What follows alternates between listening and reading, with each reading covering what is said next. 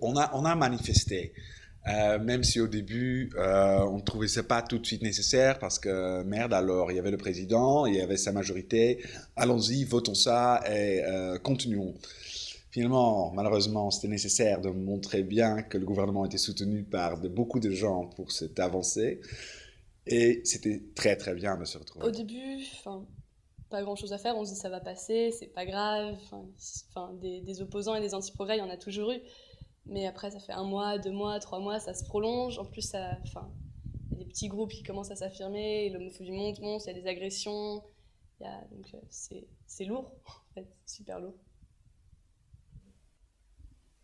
Ça me semblait assez naturel pour moi. Même quand j'en parlais autour de moi, moi j'étais aussi dans les manifs, mais ça me semblait assez naturel d'y aller. Et ça me semblait une urgence un peu. Alors ceux qui l'ont ressenti comme ça faisait plaisir, quoi. J'avais jamais fait une manif avant, ni pour quelque chose, ni contre quelque chose. Donc c'est la première fois que j'ai descendu dans la rue. C'était un peu nouveau. Donc il y avait des émotions aussi un peu nouvelles, mais avec la certitude d'être du bon côté de l'histoire et d'y aller.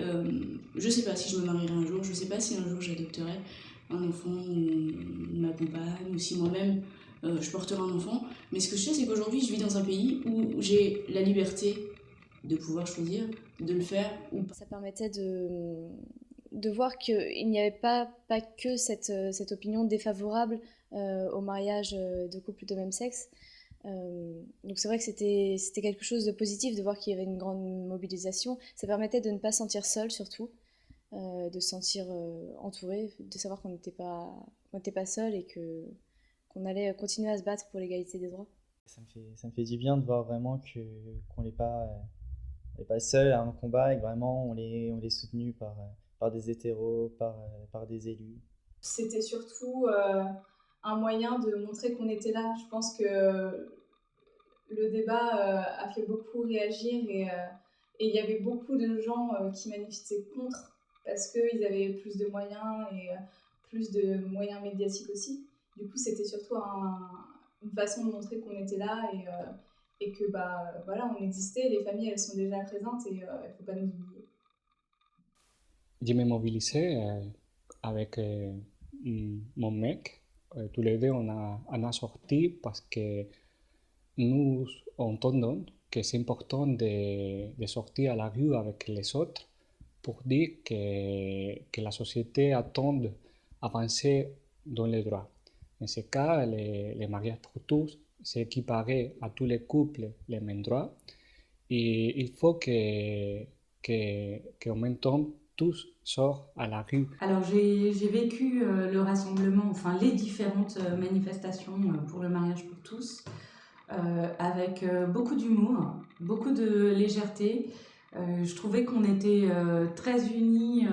Enfin, il y avait vraiment ce qui manquait en face, c'est-à-dire les notions de base, de liberté, d'égalité et de fraternité.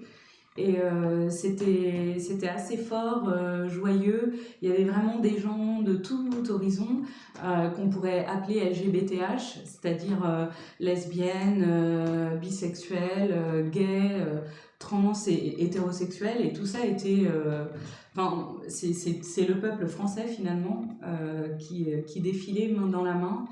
Et c'était très, très joyeux en fait. Pendant les différentes marches auxquelles j'ai participé, que ce soit des manifestations pro ou juste des manifestations à la marge ponctuelles, des rassemblements en place de l'hôtel de ville ou autre, c'est vrai que j'ai rencontré énormément de familles hétérosexuelles ou de couples hétérosexuels qui étaient solidaires de nos revendications, de nos appels à la liberté, de nos appels à l'égalité, de pouvoir, pour pouvoir se marier, adopter, avoir des enfants.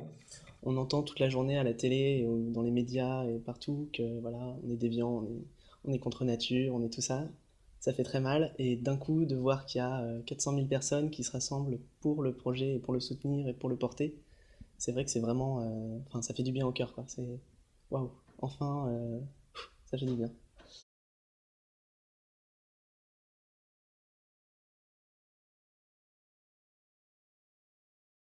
Après, c'est vrai que moi je me dis on n'aurait pas eu besoin en fait, on n'aurait pas dû en avoir besoin.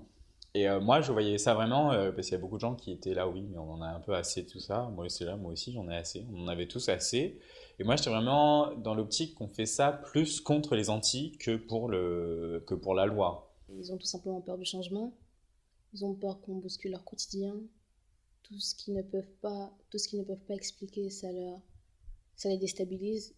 Par rapport aux Antilles, moi, il me faut beaucoup de peine, en fait, plus qu'autre chose, parce qu'au final, même passer toute la difficulté du débat, ils me font de la peine parce que je ne peux pas m'empêcher de penser qu'eux aussi, ils ont des enfants qui sont homosexuels, c'est une évidence scientifique, et qu'en l'occurrence, on peut pas les ignorer, ceux-là, ils doivent vraiment beaucoup souffrir, et les débats, c'est pas que pour nous, ou que pour nous, de manière générale, la communauté LGBT, c'est vraiment pour aussi tous ces jeunes. Ce n'est pas important la violence, c'est pas la voie pour arriver à pire les choses. Sinon, on doit parler, on doit négocier et les droits de la réalité, c'est pas négociable. Tous les droits, ils sont pour toutes les personnes, n'importe quoi ton origine, n'importe quoi ton pays, n'importe quoi ton sexe ou ton orientation sexuelle. La loi est passée, donc le Conseil constitutionnel l'a validée, donc on peut se dire que tout va bien. Mais quand il y a encore une manif pour tous qui a lieu dans la semaine qui suit, après l'avis du Conseil constitutionnel, on se dit soit les gens n'ont pas compris que c'était un droit maintenant inscrit de pouvoir se marier et d'avoir la même ouverture à la parentalité. Tous ces gens dans la rue, ils se prétendent famille idéale, famille traditionnelle. Ils ont autant de problèmes que tout le monde et pourtant ils ne sont pas famille monoparentale. Et donc il faut parfois prendre un peu de recul sur sa propre famille en se disant peut-être que c'est une famille différente, mais une famille tout à fait capable capable d'élever un enfant, capable d'apporter de l'amour et ça c'est clair que c'est pas encore très installé dans les esprits. C'est dommage, hein, c'est vraiment dommage.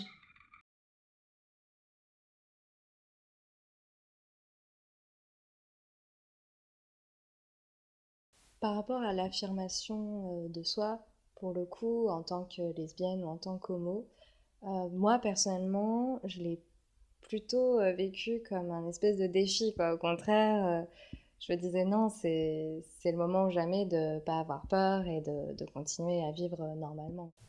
Moi, je suis quelqu'un de très démonstratif, donc homophobie ou pas dehors, c'est un truc qui m'a jamais stoppé d'embrasser ma copine ou de lui tenir la main parce que je fonctionne comme ça de toute façon. Donc, le regard des gens, voilà, on sait qu'il est là, on sait qu'il est lourd, mais moi, je fais pas particulièrement attention.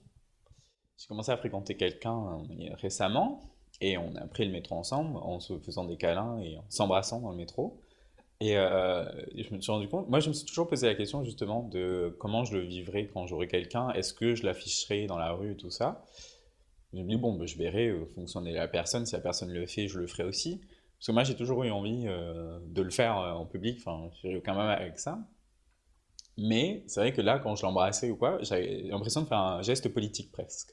J'ai vraiment l'impression de faire un acte militant rien qu'en embrassant quelqu'un dans le métro. Donc c'est que vraiment, il y a un souci. Pendant toute cette période très agitée, au contraire, j'ai tout fait pour montrer mes idées. Un truc tout bête, c'est que j'avais mon petit badge Engagement 31.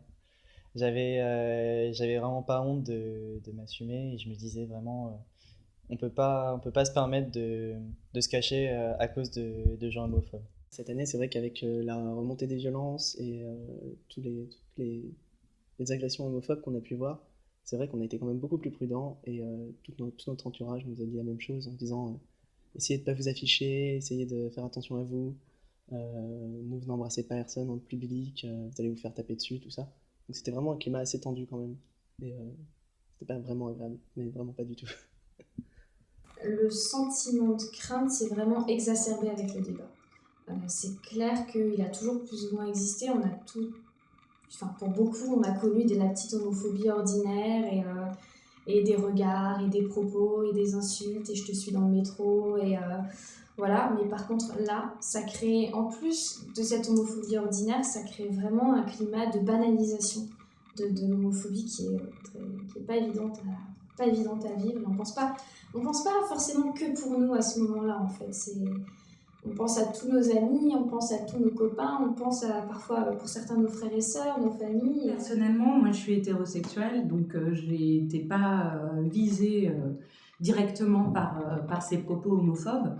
Mais en tant que citoyenne, si, je me suis sentie blessée au nom des gens que je connais, que j'aime, et ceux que je ne connais pas. Je ne l'ai jamais caché, donc moi si j'ai envie de tenir la main d'une fille dans la rue ou de l'embrasser, je le fais, lieu public ou pas, je m'en fiche. Un hétérosexuel ne se pose pas la question de savoir si moi ça me choque de le voir embrasser sa moitié.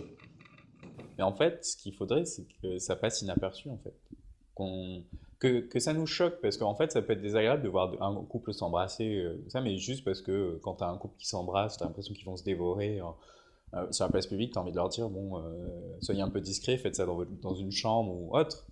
Mais que ce soit juste pour ça, et pas juste parce que c'est un couple de 2 hommes ou de 2 femmes, enfin, je pense que c'est surtout là la différence. Parce qu'il y a des gens qui ne vont pas s'afficher, mais juste parce que c'est pas dans leur nature de s'afficher, en fait.